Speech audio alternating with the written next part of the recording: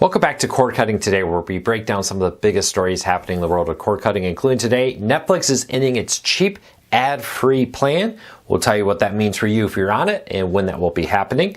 YouTube TV has made some small but noticeable changes to its UI, changing a very popular feature on it.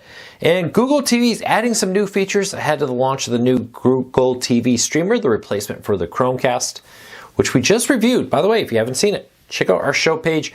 We just posted a full review of the new Google TV streamer that's rolling out this week. Check it out there. With that said, if you want to learn more about any of these stories, and we got a whole lot more to cover too, check out the show notes and in the first pinned comment. I got a link to each story there so you can read them for yourself and come with your own opinion. I'd love to hear from you. If you're new here, do me a favor, hit that subscribe button, hit that thumbs up, let YouTube know you enjoy what we do here so YouTube recommends our videos to more people, helping us grow and hopefully helping you break free from the high cost of TV and still watch the shows you enjoy.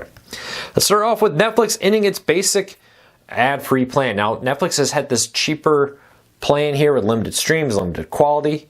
That was ad-free though. And the problem with that is money. Now, Hulu kind of came out way back when they had their ad plan and their ad-free plan. They were one of the few to do it back then and said, hey, we're actually making more money on our ad-supported plan that's far cheaper. And they even at that time dropped the price of that plan to be cheaper to attract more people to it. The ad revenue more than significantly made up the difference in from the ad supported to the ad free, and they actually generated more revenue per subscriber on the ad supported plan. Well, Netflix and others have since then launched ad supported plans and been pushing people to them.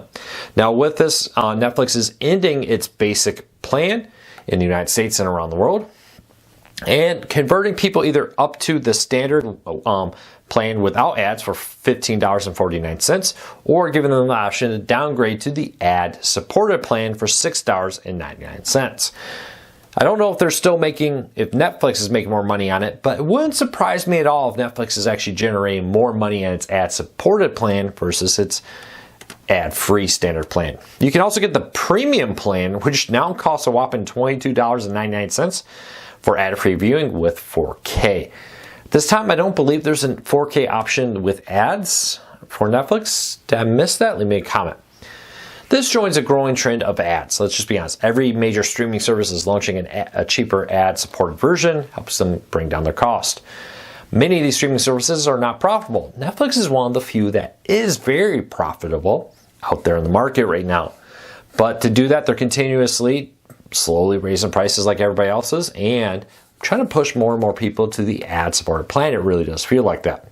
Eliminating their basic plan helps them do that instead of people getting this cheaper plan with only maybe with limited streams, limited features. But if you live alone or you don't watch multiple Netflix streams at once, that's all you wanted.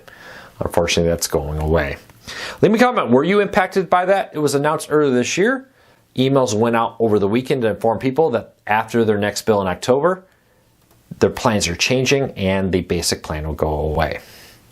All right, let's keep moving along to our next story up. YouTube TV's new navigation system is a minor change, but it's definitely a big one for sports fans. If you're watching sports now, in the past, if you press down on your streaming player twice, for most streaming players like Roku, Fire TV, and more, it would bring up a row of your recently visited channels, 4 or 5 of them right there, which was really nice. If you were jumping around between different games, you would just hit down twice and jump between ESPN and Fox Sports, or ESPN and CBS, or whatever it may be you wanted to jump between. Now though, YouTube has replaced that row with a new row of content that shows the multi-view options that game's on. So for example, if you're watching Sunday night or Sunday afternoon football, you press down twice, it will show you multi-view options with that game on it and other channels. Pretty cool, but if you were hoping to just bounce around between different channels, maybe not what you want. This change seems to be only impacting sports or related content. Now you can still jump back and forth between 2 different channels by pressing and holding the OK or select button, depending on what your streaming player has. Holding it for a few seconds, and on most streaming players, it will jump back to the last channel you were previously at. So you can check that out. Just press and hold the back button on your remote to see what the last channel was. Works on Roku, Fire TV, Apple TV, and more. You can find it there. Let me know what you think of them replacing the row of 5 previous channels with multi-view options now. Do you like that? Do you not? I kind of preferred it the other way, but I'm going to give this a try and see what I like after I play with it for a while. Leave me a comment. Let me know what you think. All right, the new Google TV Streamer 4K is launching this week. Like I said at the beginning of the video, we got our hands on an early review copy of it. Our review is now live. You can check it out on our YouTube page here or there. But they're also launching a few new features with this. Some of it we've already covered, but they're officially announcing it. Like the rebranding of its free hub of over 150 channels to now be called Google TV Free Play.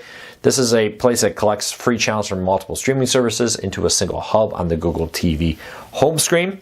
There's a new sports page that kind of aggregates all the sports content across multiple apps that you have into a single page to make finding sports coverage easier.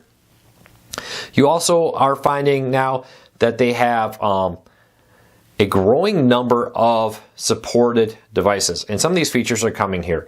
TCLs and Hisense TVs are getting new Art TV formats, which it brings up different Art TV support there. You're also getting more projector support, and smart monitors from Asus are also going to be coming with Google TV built in.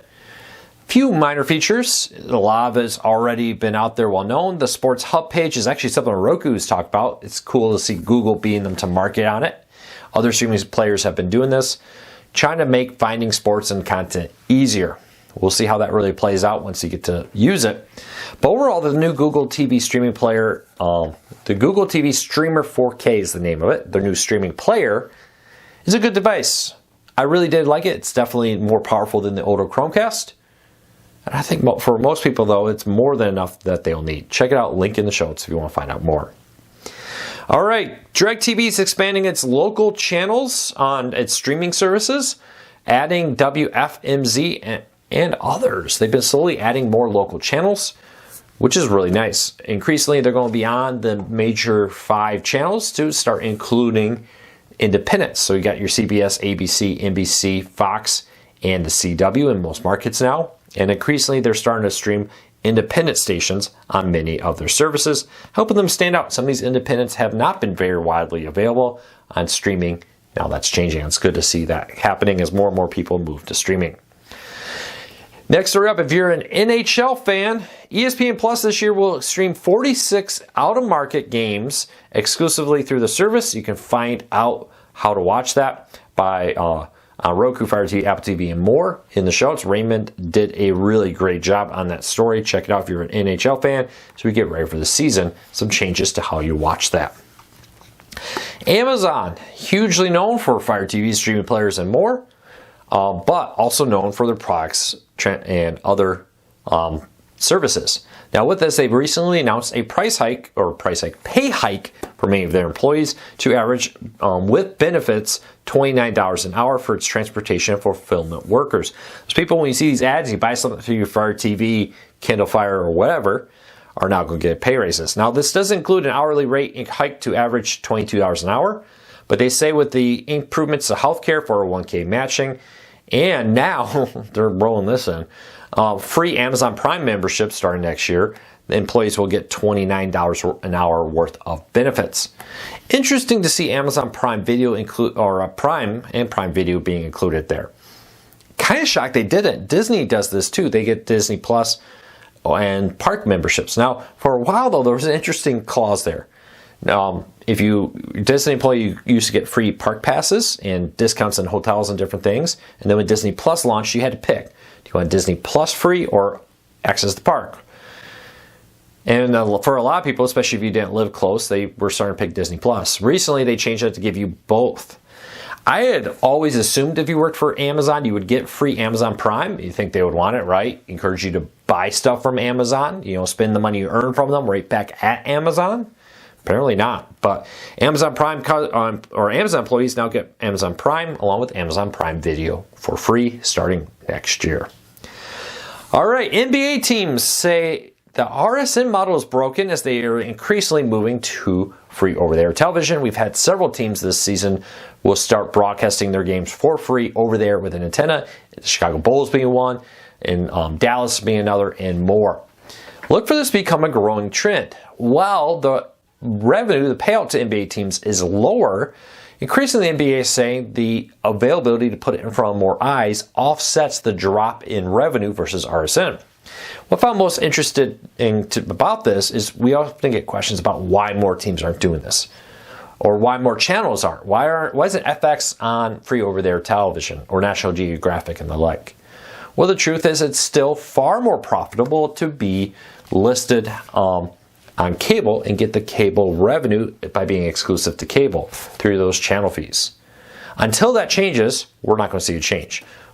But we're starting to see that change.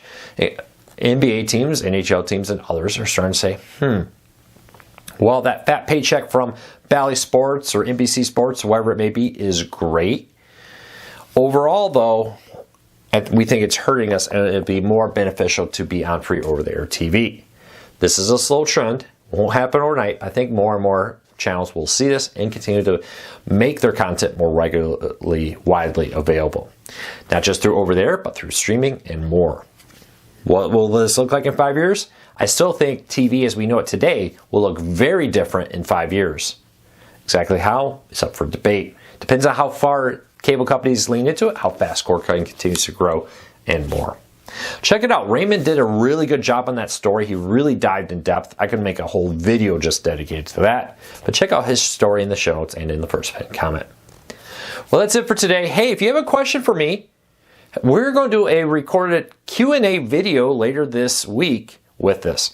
Check it out over at our community page. If you click on the Cord Cutters News account here on YouTube, click on our community tab. You see I posted a question there. Reply with your questions there. I'll pick out some of them and answer them in a video later this weekend.